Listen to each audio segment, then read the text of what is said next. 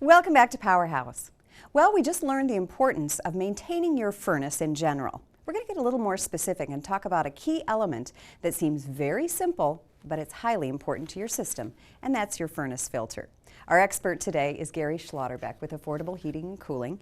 And Gary, on the show we tell people to check or change their furnace filters once a month. How important is that? It can be very important, especially as the colder weather comes on. The furnace filter, a clean furnace filter, will allow the furnace to function properly. A dirty filter will actually cause the furnace to run very inefficient. You will not get the air distribution to the house, causing it to run longer, and can actually shorten the life of the furnace. Okay. There are lots of different sizes available, made of different materials. Why is that? Well, it depends. Like, for example, if you have any type of allergies or that type of thing, you may want to look at a higher end filter. If you don't, you may want to use just a basic throwaway filter like this. And that's what this is. This is just a kind of a bare bones, toss it away every month, put a new one in. That's correct. I would expect to pay $1 or $2 for something like that. Okay. So, as I'm shopping, what should I look for? well, I think one of the key things is first of all, determine if, you know, the size of filter you need to look at. For example, and most of those are indicated on the side of the filter or on the end of the filter. For example, this is a 14 by 20 by 1. The other thing you can look at is MERV ratings. For example, this filter here is a MERV 11. Mm-hmm. Now these are high-end filters, but the more common ones you'll see now are pleated filters. And this, for example, is a MERV 8. And you'll see that MERV rating right on the side of the filter. And this is a step up from this one.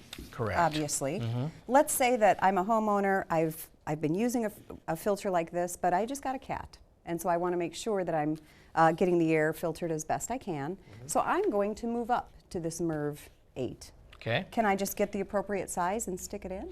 I would check with your servicing contractor first, because depending on the airflow in your house and that type of thing, some of the pleated filters have too great of a pressure drop, or there's too much resistance for the air, which can cause your furnace to basically not function as well as it should be. Okay, so if I'm going to make a big shift like that, I should probably call my contractor, just clear it, make sure. I would.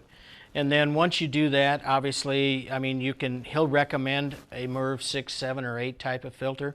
You go find the appropriate size, and it should work fine for you. Okay, looking at these big ones here, explain the difference between this pleated filter and this pleated filter. Well, these filters are really for homeowners that may have some allergies, or allergic to mold or dust, that type of thing.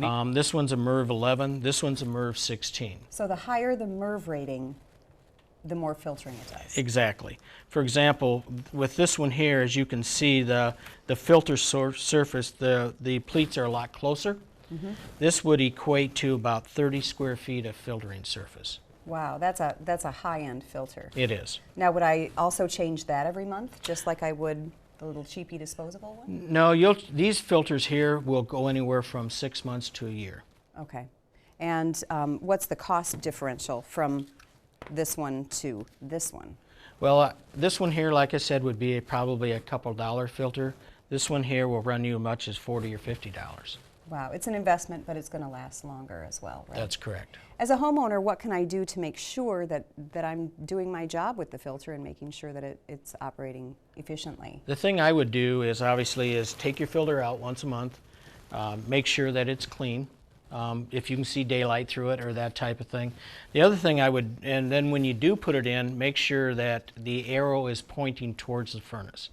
So on the return air side, the air will come into the furnace through the filter, and then into the furnace. Now that may sound like a really simple direction, but I bet you've seen cases where people have done it wrong. That's correct. I mean, if you look at this filter, it's got some backing on it that allows, as the air pulls through, it doesn't allow the filter to suck in. So whereas on this direction, there's really no backing on it, so it could draw that filter in. So great. Good homeowner information. Thanks so much, Gary. Thank you. If you'd like more information about furnace filters, go to our website at powerhousetv.com.